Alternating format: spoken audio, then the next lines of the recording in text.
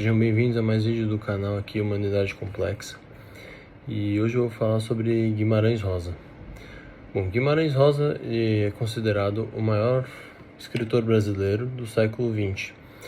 Ele produziu contos, novelas e romances conhecidos pelo exímio trabalho com a linguagem, reinventando assim, digamos, a língua portuguesa. Rosa construiu novos vocabulários que a libertam de sua função meramente utilitária, recuperando a sua linguagem poética. João Guimarães Rosa, ele nasceu em Cordisburgo, Minas Gerais, em 27 de junho de 1908. Ele é filho de um pequeno comerciante e logo se mudou em 1918 para Belo Horizonte. Anos depois, ele se formou em medicina pela Faculdade de Minas Gerais e em 1930, ele já formado seguiu para exercer sua profissão em cidades do interior mineiro.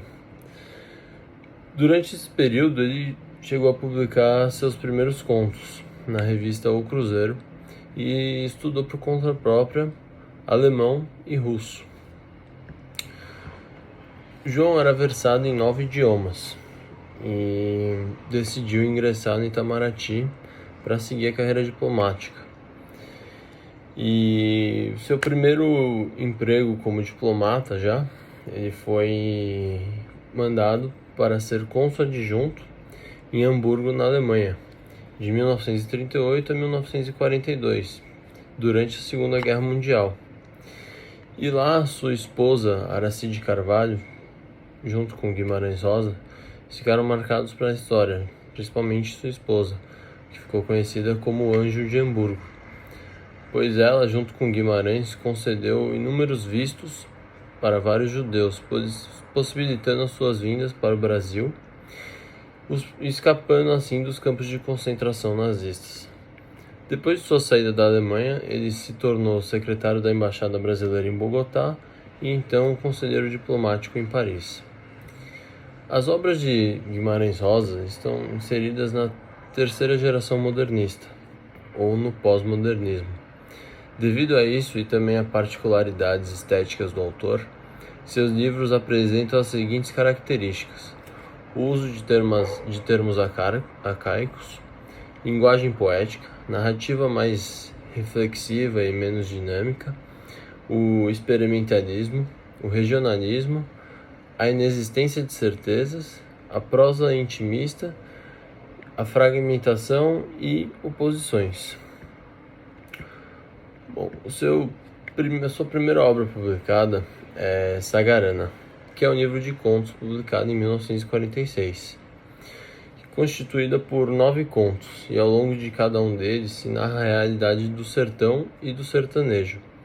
Sagarana é uma palavra composta em que saga vem dos mitos germânicos e rana é um sufixo tupi-guarani, que quer dizer semelhante ou parecido com.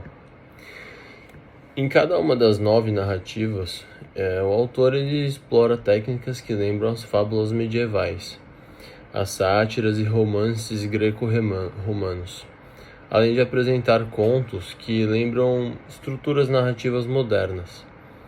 No plano linguístico, ele explora as possibilidades de cada palavra, buscando tanto os seus sentidos mais arcaicos, como os possíveis significados criados a partir de palavras compostas por meio de neologismo.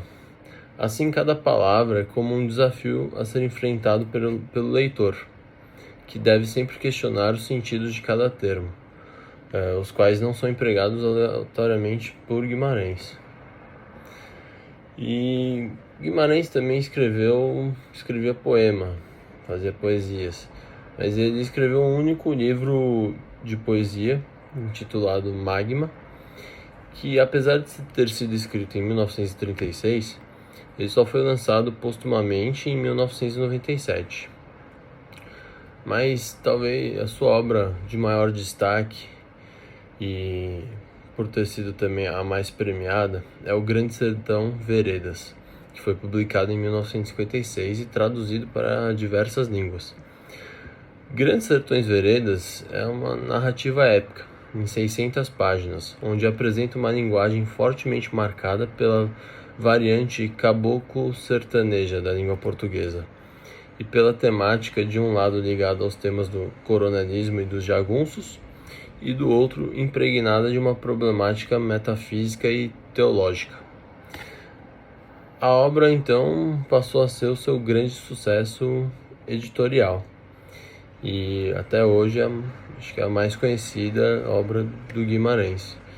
Inclusive tem um vídeo aí na descrição, onde é uma das poucas entrevistas que temos acesso a hoje aí, em que Guimarães foi gravado, que é ele concedendo uma entrevista na Alemanha, onde um crítico o questiona sobre a Grandes Veredas e de umas últimas obras do seu conto também.